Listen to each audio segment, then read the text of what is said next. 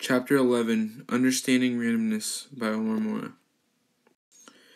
So some of the key terms that were discussed in Chapter 11 include random, which is an event in which we know the possible outcomes that can happen, but we don't know which particular values will happen. So we know what can happen, but we're not exactly sure what exactly will happen. Random numbers. Random numbers are hard to generate. Nevertheless, several internet sites still offer an unlimited supply of equally likely random values. And that's something I'm going to touch on later in this presentation.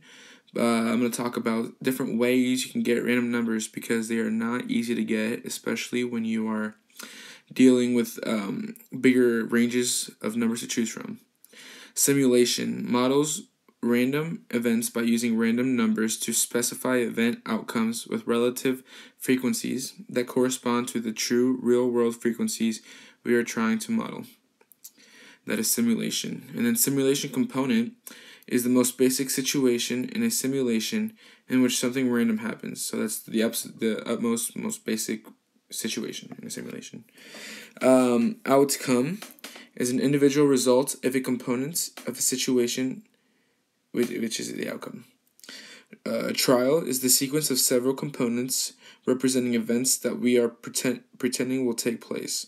So they're the certain events, the trials that we try over and over again to see the different results we can get from the trials. And from those trials, we get different outcomes. So that's how they are related. And then response variables are values of the response variable. They record the results of each trial with respect to what we are interested in. Okay, it ain't easy being random. You might be asking yourself, what are some ways I can get some random numbers with a large range of numbers? So the one way you can do it is Mr. Fisher's old school drop a pencil on a sheet of paper with numbers method, which is basically you just close your eyes, you have a sheet of paper with numbers 1 through, 1,000, and you just drop a pencil, and wherever it lands, that's the number you choose for your data. He's talked about that one a couple times in class. And then there's also the good old graphing calculator. So basically what you do, so you're going to go to your math button, and then you're going to go to your probability, and then the random integer. And then you're going to plug in 3 numbers. The first 2 numbers is basically the range of what numbers the calculator can choose from. So if you want the range 1 to 500, you're going to hit 1, 500, 15.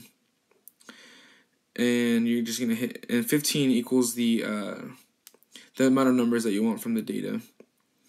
And the third way you can get these numbers is the internet, and there's a website called www.random.org. I know it's very, very clever, but yeah, it kind of works the same as the calculator, but you just plug in your numbers through the internet.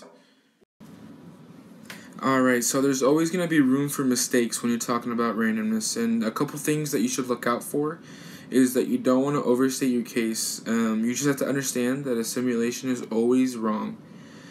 So you don't want to kind of depend on the future results matching exactly some simulated results, because they're never going to match. They're always wrong, and they're never going to match exactly. Another thing you should look out for is you want to model the outcome chances accurately, because if your simulation overlooks important aspects of the real situation, your model will not be accurate, and you want to be as accurate as possible when it comes to randomness, so you don't want to do that. And then you want to be sure that you run enough trials, because if you don't run enough trials, it won't give you the most accurate results, because it won't give you like a wide variety of results to look at. So the more results you have, the more trials, the better. So you just always have to know how many trials you should run for each given situation. And as you can see, the bottom picture is a picture of Robert Green. He was the goalkeeper for England during the World Cup, this previous World Cup. And you might not remember, but he made a big mistake when he let an easy ball just go into the net for a goal against England. So, everybody makes mistakes.